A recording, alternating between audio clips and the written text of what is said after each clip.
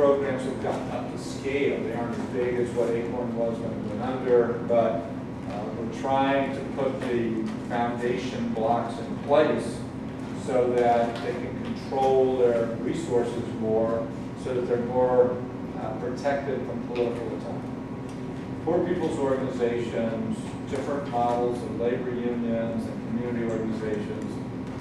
This is a very difficult, polarized political time in the United States, and I would argue in the world, where progressive movements are isolated increasingly from the mainstream arguments of politics. So to have a vibrant social movement, we need to be able to control our resources more. So we may make a lot of mistakes on the way to doing that, but when you ask Ken's question is so good, how does it all fit together? Well, it fits together by trying to build resources that can be controlled by the social movements themselves, like coffee shops, like cooperatives, like our publications and unions. I mean, so Local 100, your question in the very beginning, it may not be that big, but it's membership supported. Social policy is subscriber supported. We're trying to do I was meeting on Saturday with a radio station that we helped found in Little Rock, 100,000 watts, which we want to make a small investment to increase its broadband width so that it can audio stream and video stream. So in the hours that the Little Rock people aren't listening, it can be an international tube. So we could use it drive time, in traffic in Rome is essentially 1 o'clock in the morning in Little Rock. So if we can figure out a way to do that, and then to Delhi or whatever, and to Tokyo for that matter, it becomes a different kind of resource, having that access. And it's listener supported, so it doesn't get any outside money. Listeners support it. If we can both support it in Arkansas and in Rome, in Prague, and then you've got something different going on. So we're trying to put together these building blocks. This pilot I talked about in Toronto that we're doing with Acorn Canada to demonstrate how a community labor model would work to organize informal workers from a community base there, to see if we can get steel workers, auto workers, and other unions to change the model of organizing in Canada. Well, they still have good labor density in Canada, over 30%. Not what we have in the United States, not what I think you probably have in Japan. But they still have good density. What happens with the density goes down is they don't have the resources to correct it. So we're hoping we can try to do something modestly that tries to make a difference there.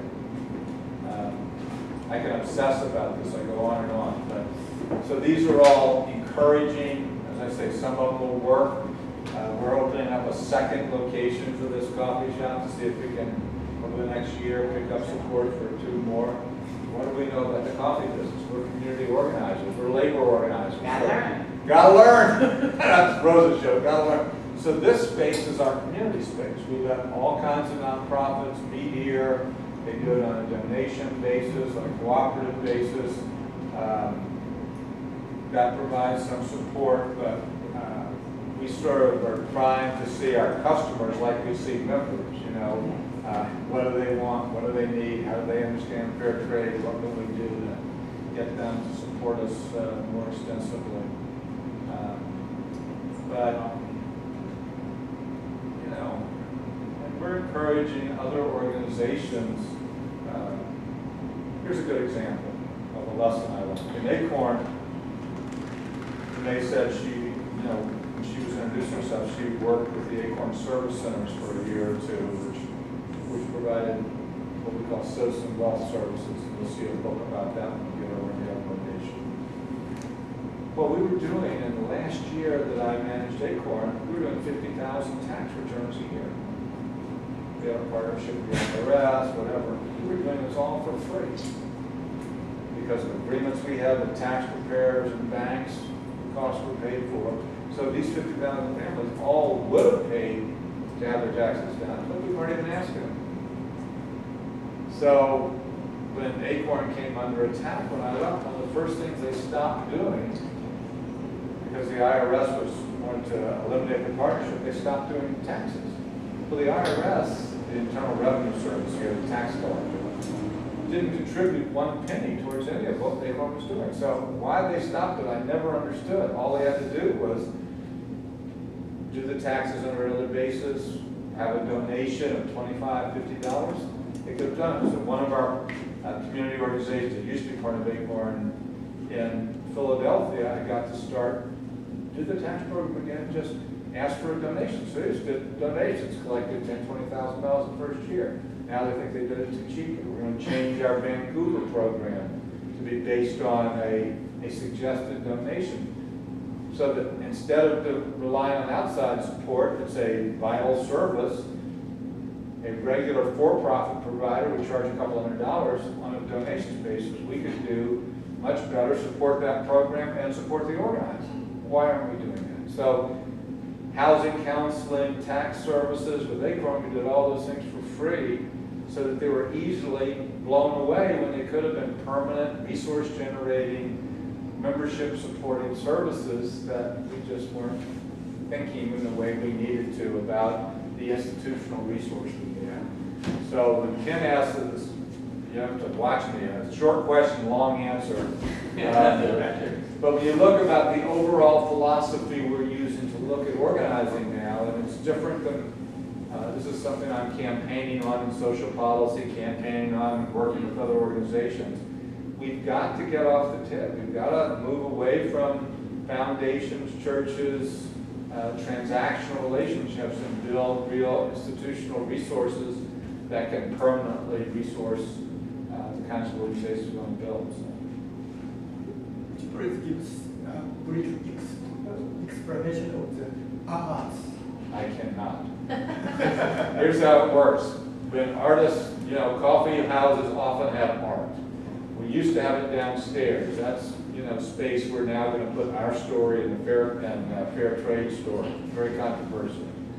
But so when artists now say, hey, can we put up our art downstairs? I say, you can go up to our common space, pick a wall.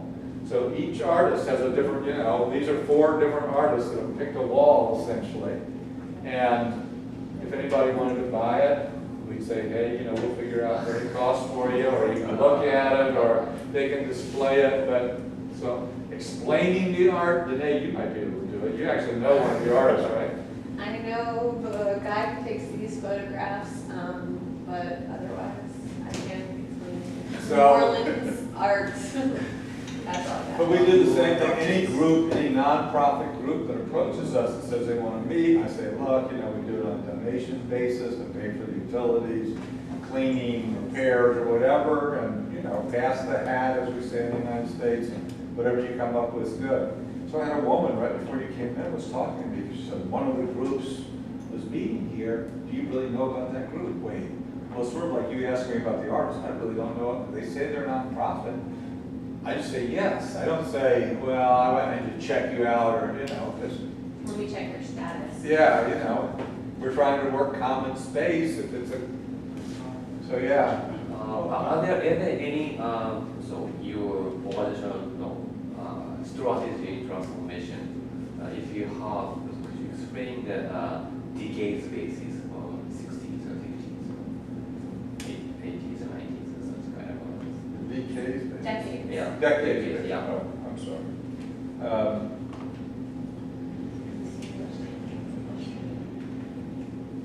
So when I began as an organizer, the Alinsky philosophy of people's organizations was the clearest community organizing argument. So in the 60s, the tension in terms of community organization was movement basis versus Alinsky basis. Alinsky was anti-movements. He believed that civil rights movement, anti-war movements, others were transitional, transitory, they weren't stable or permanent. So Alinsky's model, interestingly from our kind of questions, in some ways you'll hear how I've taken it back, was really based on looking structurally at the way the AFL-CIO was constructed. It was an organization of organizations model. It was a federation model. So in the same way that The AFL-CIO was a federation of all the different unions that came together to make decisions. Alinsky in building his community organizing model, and you can, not everyone agrees with me, but the argument, he wrote about John Lewis, he worked for John Lewis as the head of the CIO, built the mine workers union, so a lot of this was based on a belief that there were lots of organizations. That's less true today than it was then. And Alinsky himself modified that model in the early 70s before he passed away. And Alinsky organizers have totally changed that model. But then it was people's organizations, largely in lower income communities, by a very, specific kind of invitation that would end up in a Congress of all the organizations representing a big meeting that acquired legitimacy in that way. Did actions of various kinds. You've read Rules for Radical. They were very colorful. Most of them never happened, but were threatened. And that was sort of the Alinsky elan, the sort of,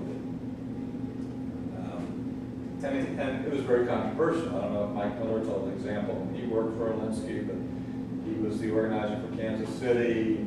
Alinsky himself was very controversial. They were all kicked out of there within a year and a half. So no organization was built, and he was sort of a lightning rod for, we want the community to be organized. He usually organized in minority communities. Well, coming out of the welfare rights tradition, which saw itself more as a movement, less of a community organization, back in the 60s when I was with Massachusetts Welfare Rights, I actually got some of the best of the community organizers. Saul Alinsky did training for our staff, Warren Hagstrom, who was a professor of social work at UCLA, at Syracuse at that time, a theorist around community organizing, Fred Ross, who was the mentor for Cesar Chavez and the United Farm Workers, and built community service organization, CSO, the great organization in California. So being 20, 21 years old, luckily I knew everything then, and so in coming off of my experience with welfare rights, I thought there were some things we did very well, and some things we didn't do as well. And I disagree with Alinsky about the value of progressive movements as opposed to this Congress model. So when I built Acorn, it was built to be multi-issue. It was built to be membership supported by dues. And that was what I learned from welfare rights. People would win these huge benefits in terms of household supplies, clothing, whatever, better welfare benefit. They were paying $1 a year in dues. Well, people were willing to pay more, it's just they were only asked for $1. In most cases, they weren't even asked for that. So that seemed to me something that didn't work out. There's going to be multiracial, et cetera, et cetera. It's going to be statewide, not just neighborhood-based. And our experience, particularly in the South where I began Acorn, was different than Alinsky's urban experience of dealing with political machines and deep existing organizations. We didn't have lots of organizations, and we didn't have political machines. So Alinsky, starting his organization in Chicago in the days of the Daily Machine, was anti-political. Stay away from politics because he believed the Daily Machine would destroy any community organization. In building Acorn, I came at a different level, which is to talk about power. Low-income people didn't understand power if there wasn't politics involved. So to say you were building power, but no, we can't get involved in an election, or you can't run for office, it was disconnected. People didn't understand, and the ostensible representative democracy of the United States, how you could build power. And Alinsky's argument was power is numbers, blah, blah, blah, blah. But I could say it, but then people would look at you like, then are we going to be involved in supporting or opposing some politician who's anti-our? Well, no, we can't be involved in politics, would be Alinsky's answer. My answer was, it's up to you. You're paying dues, you raise your hand, what you decide to do, and the democracy organization will do. So starting in 1970, as early as 1972, we supported candidates for school board who favored Acorn positions, candidates for city office who favored parks we were trying to get built or neighborhood improvements. And so the organization got involved in voter registration, encouraged its own members to run if they wanted, endorse candidates, you know, embraced political action as part of the organizing. So fast forward across all those decades, the Alinsky tradition became based on institutional organizing. So they went away from people's organizations to, they still took some of the old model of congresses, but it was less of a congress and more of a big show meeting once a year that would set the platform or agenda. And it was institution-based because they needed institutional partnerships, which I, you know, in my argument are transactional, to support building organizations. So initially, those were mainly churches, religious institutions. Well, that doesn't work in every country. Because religious institutions, in some cases, hardly exist in Canada and places like that. And more recently, they've become unions and unions as institutions, churches, because churches are becoming weaker institutions, just like unions are, so they needed more. And so the Alinsky what people have argued as the faith-based model is practiced by the old IAF, the Gamaliel Foundation, DART, PICO, a lot of their largest bases. Now, when Acorn was still alive, the advantage I had, because our model was so different, is we could work closely with PICO, Gamaliel, DART, all of the faith organizations. IAF is always hard to work with. They just don't like to work. They don't play well together. So they were difficult as a national institution to deal with because there was no organizational structure in the IAF. They contract with an organizing council. So there's no pretense about democracy or membership or whatever. It's like all of us are the organizing council of the IAF, and we decide, well, we'll organize here, organize there, whatever. But PICO was a little different, Gamaliel was a little different, and because we didn't compete with, they competed with each other because each one of them would have, if they were on a faith-based model, each one of them would have 25 churches here, maybe 30 here, or whatever. So did they have the same churches? We worked with churches, but we didn't depend on the church for our financial base, so we could work with everybody. If we could agree on a living wage campaign or whatever, hey, help us or whatever.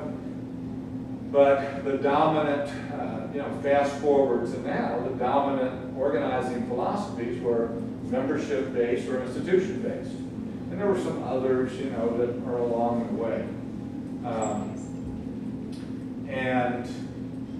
Acorn, because it was a national organization and all of those are federations, meaning independent, autonomous organizations that come together to work together. Acorn was one organization. So if you were a member of Acorn in New Orleans or New York City or San Francisco, you had a local organization, but you were still a member of Acorn nationally. We had national conventions.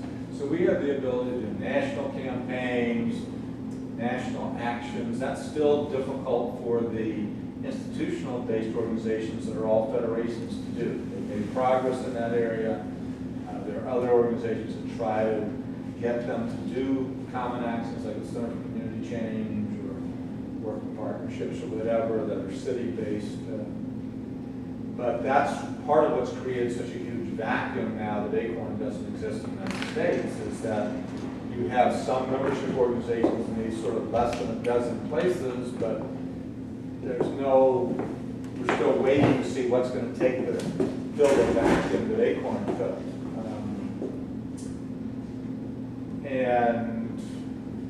So this is a backwards way of telling the story. So if you looked at over the decades, so the 80s were a period of retrenchment, the 90s and the first decade of the 21st century were years, at least for Acorn, of very aggressive expansion, and maybe too much expansion. Somehow people argue, or we wouldn't have gotten so far away from the financial base.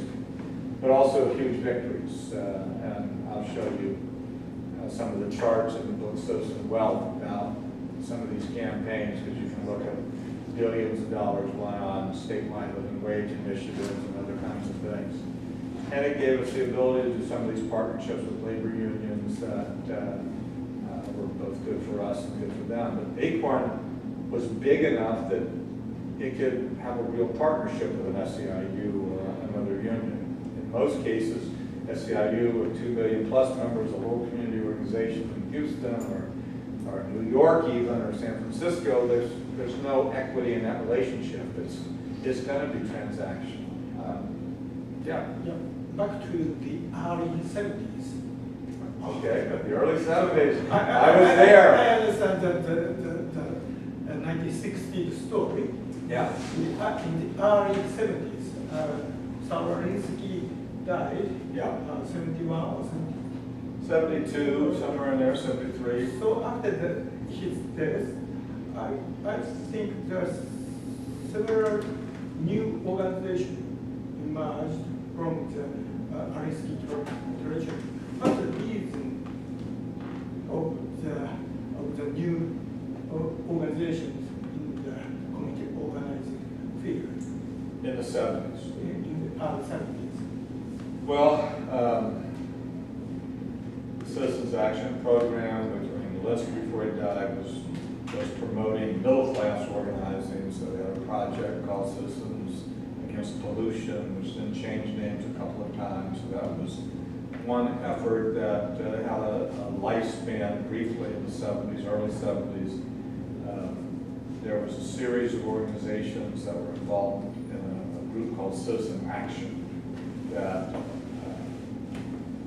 came partially out of the Linsky tradition and partially were supported by a very interesting fundraising methodology called canvassing, which was door to door. It was started by a guy named Mark Anderson who used to sell Bibles door to door. But they would train thousands of people to go, largely in the summer, in some cases year-round in big cities, ask for contributions for blank organizations, and that became a funding mechanism from the sort of mid-70s until later in the 80s for a number of these citizen action organizations. They ended up with a problem, some questionably not legal activities in connection with the Teamsters Union that led to that organization sort of going out of business and reconstituting itself. Never has really, it was never a community-based organization. It was a consumer organization, or it was, representing people around some larger issues, but it didn't have a community base as in the Ninth Ward here in New Orleans, or East Brooklyn, or whatever. So that was an organization that had a certain lifespan. There were consumer movements in the 70s that had a certain brief lifespan. The Linsky people sort of regrouped, if you will, after Saul died. And spent most of the 70s trying to find an organizing model. And so it was largely after they reorganized, some power struggles among the staff came out of the 80s with this sort of institution or church-based operation. And in some cases, it was church-based and based on a strategy of building housing developments. East Brooklyn churches built by Dick Harmon, who at one point was one of the old Buffalo, Rochester organizers with the head of the IAF after Linsky died. He ended up on the West Coast. They ended up separating, these kinds of disagreements that unfortunately sometimes divide our work. But a lot of the model of the EBC in East Brooklyn churches was picked up, and they got involved in housing and showed up a number of other places in the Linsky tradition once the IAF started working. A lot of those organizations, National Tenant Information Center, NPA, had a period of acceleration, and then once again in the late 70s, early 80s, and wasn't able to sustain that kind of ad hoc coalition. And a lot of well, it just didn't survive. I mean, there was a Democratic administration in the late 70s, 1978, Jimmy Carter. So there's all these resources that went into community work. Mr. Program held in 78 until he lost the election in 82. And then Reagan came in, and so all that spigot turned off. And people were counting on federal government resources. They didn't exist. So there's been a lot of the NPA groups and other groups, even the IAF groups, that depended on that resource. So they just weren't able to sustain themselves into the 80s. You said there is a big influence from the Democratic administration. If the Republican took the administration, you will suffer from the administration. Exactly. So VISTA programs will essentially disappear. A lot of them are getting money from something called the Law Enforcement Administration, which I never understood. I mean, we never got money from those sources from LEAA, so I never understood that program. It funded a lot of the NPA and IAF groups, got stopped. I mean, the irony is even in the Nixon administration, in the wake of the 60s, there was still a lot of money going into community development, model cities, OEO. So Nixon's changed, as bad as he was, and was crooked, and Vietnam, all those problems. He didn't do what Reagan did to the social services, social structure. So that safety net tearing apart was really more in the Reagan times. And then there was just no resources. I mean, the only place in you go to Canada, you still see what it used to be like in the 70s. I mean, in the 60s, you go to Montreal, you still have community organizations that are totally funded by the city in Montreal. There's an entitlement. So when I'm talking about dues or whatever, that's fascinating to them because 90% of their money, maybe we should really do that, because they've been hammered by changes in government. And that's what's happening in Canada and Toronto with the right-wing government coming in with Stephen Harper and whatever. A lot of support that used to go to nonprofit work has just disappeared. And that's why people are, Acorn Canada is growing more rapidly. So. In the 70s or in the 80s, not now, are there any relationship between the community organization and the labor unions? In the 70s, there were almost no relationships with labor unions. Partly because that was for the very conservative leadership under George Meany in construction trades. And there was a huge division where, because of anti-war activity around Vietnam, Cold War, sort of the shadow of the Cold War, there was a belief in the 70s that, people like me who were coming out of anti-war, welfare rights, civil rights, these were dangerous people you didn't want to let come into unions. I mean, so in some ways, what a John Sweeney did with the service employees was a little bit like what happened in the CIO. We used to kid about, when you were asking how we got from Acorn into SEIU, it was really similar to the way that John Lewis brought the communists in to organize the CIO. We used to kid that we were the sort of the equivalent community organizers coming in the labor movement were like the equivalent of bringing the communists into the labor movement the CIO did. So John Sweeney made many deals with community organizers, bringing them in, affiliating us, hiring them to take the service employees from a small building-based janitorial union with a couple 100,000 members, on a steady stream to where they broke 1 million and 2 million members because they were experimenting with resources and organizing in different ways. So you think that Sweeney changed the attitude of the union to the community organizing? Well, John Sweeney was no organizer. But he was a labor leader who wanted to grow. Yeah. So in some ways, he was very old school, traditional, New York, Irish. But everything that was wrong with that was John Sweeney too. But the difference was he was very ambitious. He wanted his union to grow and therefore sort of opened the doors to a lot of progressives, crazy people with crazy ideas like I had. He wasn't necessarily always comfortable with us, but he made those partnerships work.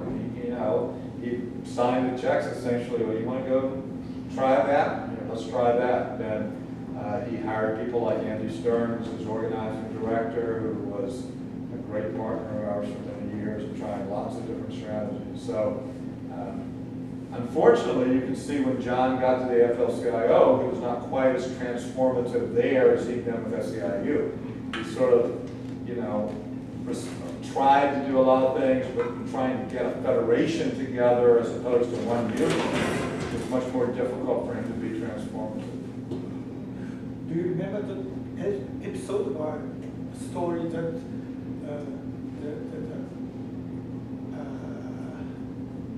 Sweeney's there are some cases that the community organization were helped by the Sweeney's after the Sweeney took the position in the AFL-CIO. Do you remember some story of that? After he came into the, we did an organizing project here. There were a number of what were called community-based projects that were about organizing geographically, which is what the terminology of, say, a community labor partnership was. So there was one in the Gulf Coast to organize mariners, seafarers in Louisiana. It was a big campaign around Avondale shipyards, and John Sweeney, his leadership in the AFL-CIO, I ran a project here called Hot Rock, hospitality, restaurant, restaurant organizing. Right, thank you. Why can't I do that faster? People thought it was a radio station, that was a joke, but we were trying to organize, the hotel industry is almost, and hospitality industry is almost completely unorganized here. So Local 100 won an election with the Hyatt Regency years ago, next to the Superdome, and so our argument was this was the economic driver for workers here. They were service workers, they were casual, they were low income, but we could build from the strength that Acorn had and unions had. So he funded, that project was a joint project of several unions plus Acorn plus the AFL-CIO, which was part of that wing. And what happened to it, we were successful in many ways, organized the Superdome, organized not the Superdome, the Convention Center. The only union hotels that exist were organized by Hot Rock at that time. But then 9/11 came in, which we had 5 hotels that were sort of ready to be constructed with what are called labor peace agreements, where they agreed to be union once they were built, and all that financing dried up with 9/11 because tourism went down, conventions went.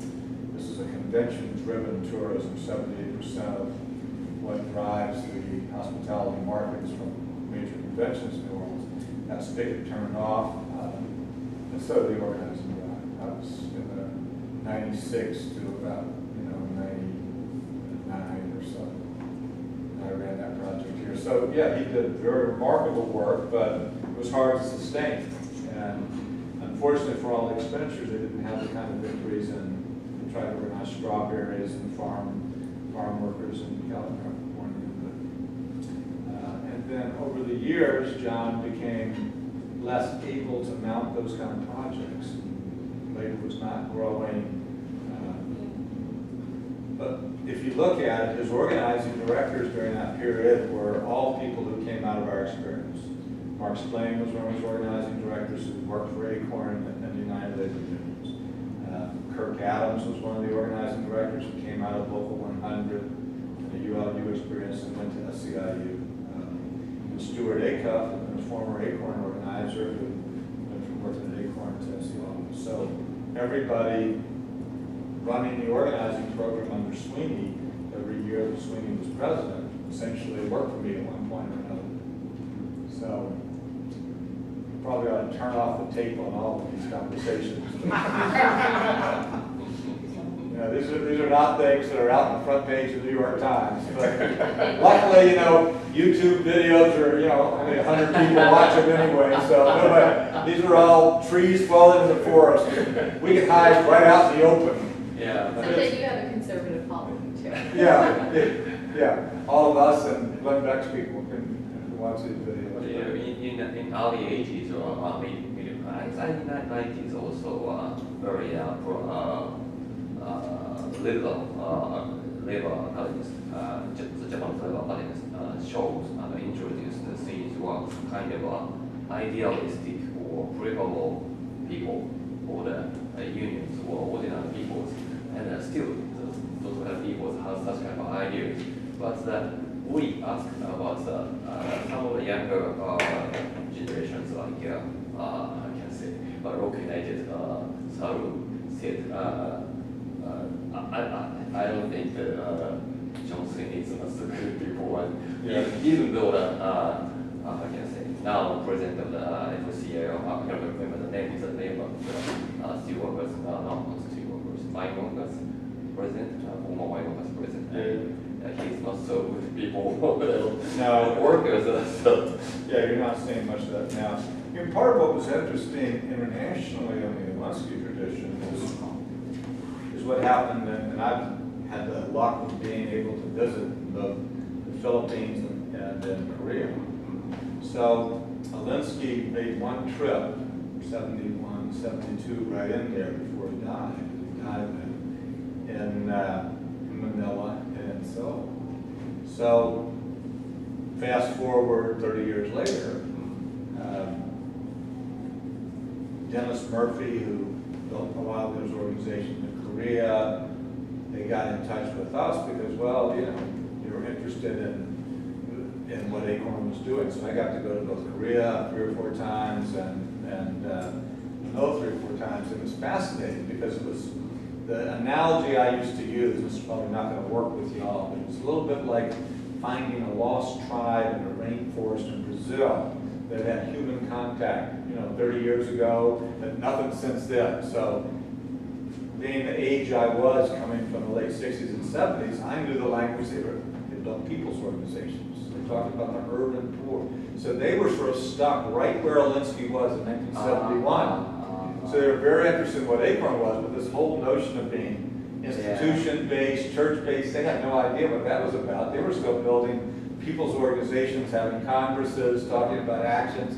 So I knew the language back from the late 60s and 70s, so I could help explain what we were doing now compared to what they were doing at that time. Because they just had no clue about, they sort of learned very well what was happening then, late 60s to early 70s with the Ulanski thing. Saw themselves as still maybe within that tradition, but they come up with a hybrid. They were very political in both Korea and Manila and the Philippines around Marcos. The changes in government there, they were critical to the democracy stuff, and they were staunch, advocates for the poor. None of that was part of the Ulanski tradition anymore. Yeah, totally agree with you. After reading the Ulanski's books, we felt the kind of strange feelings, even through the IAL. Ulanski says the kind of he accused was the Christianity or like a bureaucratic and kind of others, but the idea is still based on the church. So, just my curiosity. Nicholas von Hoffman was one of the Ulanski organizers back in the Woodlawn organization and several others. Just wrote a book maybe 2 years ago about Ulanski, and he actually called me and we talked before he wrote the book. His argument, which I would make the same, is that the IAF is not an Ulanski organization. And he won't say it quite that plainly. But you talk about, if I talk about differences between the IAF and Acorn, for example, on politics, Nick's very clear. Ulanski was never anti-politics. He didn't believe they had the power to fight. I mean, he agreed with me. They didn't have the power to survive against Daley, so it was a tactical decision, not a strategic or ideological or dogmatic decision. Now the IAF is never, you know, everything's a 501c3, 501c4, can't touch politics, but that wasn't Walensky's view. And in the same way, Fred Ross had a CSO, they had membership. I mean, because I looked into that, and they were involved in voter registration and whatever, but so it wasn't like those were Walensky concepts, they just became, you know, Ed Chambers, you know, interpretation of what he thinks Walensky should have done. Well, Walensky was not a former priest like Ed, so he wasn't, you know, quite as big a church guy. But we're, you know, we're probably way in the weeds here. This is sort of a historical amusement, but you know, the IAF has done a good job in a number of cities where they've built, you know, long-standing organization. So just before back to the late 80s, I guess. What's your impression for the John Sweeney and Andrew Stern? So those guys, all of them are from SEIU, but some people admired John Sweeney and accused about the works of the Andrew Stern. Actually, I'm confusing now. Well, you know, from Andy Stern, became the organizing director. We became part of SEIU. Local 100 was part of SEIU from '84 when our charter was issued until they had 25 years. So we came in '84. Andy Stern became the organizing director of SEIU in '85. So in some ways we came in the same thing. And when Andy was elected was when I joined the board, the International Executive Board. So in that sense, I was part of the Stern ticket, if you will. So the 8 years I was there on the international board were the first 8 years of Andy's tenure, and then the Walmart project was when he was still president. And there's no question that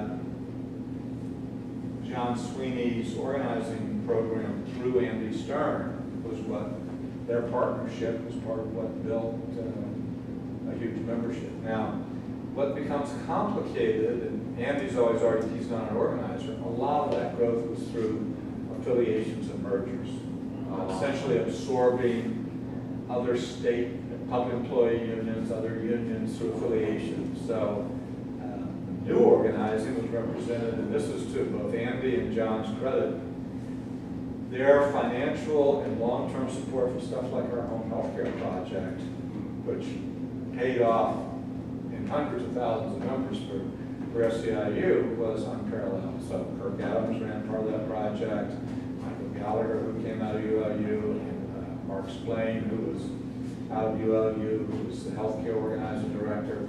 They sort of nurtured those projects, but John Sweeney and Andy Stern always, you know, 100% supportive in Illinois and California and other places, paid the bills, because and Illinois is a good example. When we affiliated ULU to SEIU, we didn't have a single dues-paid member in Illinois. We had one bargaining unit that was challenged by the NLB that ended up in court or whatever. And for the first 15 years or so of Local 880's experience in Chicago, this doors unit of home health care units was having monthly meetings, whatever, building up a membership. Well, now they have 80,000 members because they finally were able to put together the organizational strength and the political strength to get collective bargaining for all these, you know, tens of thousands of workers. If it had not been that long view of SEIU and Andy's support and John's support, you wouldn't see that happen. Same thing in California, where they're, you know, local in Los Angeles, home care workers has, you know, 150,000 members now. Well, for years it had 2,000 to 3,000 paying dues voluntarily, going to monthly meetings, same model. And that's my critique of what labor's not doing. It's making short-term investments now, politically, because it's got to deliver that dues money from that membership, those kind of long-term investments that SEIU was willing to make for 5, 10, 15 years. When we ran the Walmart project that Danae was talking about, we ran it in Florida. neighbors out of Tampa and whatever, but it was all in that corridor between, you know, Orlando, Florida, and Tampa, St. Pete. We wanted to prove that people would individually join a union that said it wasn't going to go to election, it wasn't going to have collective bargaining. So the Association of Walmart Workers Association signed up as dues payers within a 7-8 month period of time, 1,000 members. So when I went to UFCW, I flew to commercial workers, that was one of our partners in SEIU, and said, here's the good news, bad news. The good news is 32 different stores have members and elected union stores, 1,000 members are signing up paying dues. That's the good news. This pilot really works. People would join an association that said it was going to represent workers, come up front, be the Walmart Workers Association. It just wasn't going to be a collective bargaining entity, because my argument was with 1.2 million employees from Walmart, you couldn't organize through the LRP. But if you could build a voluntary membership of 100 or 200,000 members, you could leverage the company, but it might take you 5, 10 years. And that was the bad news I had to tell the president of Joe Hansen, who's the president of UFCW. Good news is it works. Bad news is it works, and you have to decide whether or not you're willing to support this for 10 years to get up to that level. The answer, unfortunately, was no, he wasn't. But, and ironically, 4 years later, they're now trying that pilot again with a voluntary, and they're literally calling my old organizers, what do we do next? Okay, we got up to this point, what do we do now, Rick? But I still don't know if they're committed to the long haul, which is what John was willing to do. And a lot of decisions SEIU started making under Andy and later were more short term. They got sort of pushed. And he got caught taking shortcuts that became very politically controversial about the quality of the contracts in nursing homes and hospital deals and some of these other things. But in the late 80s, when they made those original commitments that didn't pay off in some cases until the early, 21st century, 2001, 2002, in there, they really hung in on home health care, home daycare, which we did a number of projects for them, CWA, Teachers Union, whatever. So we were going to go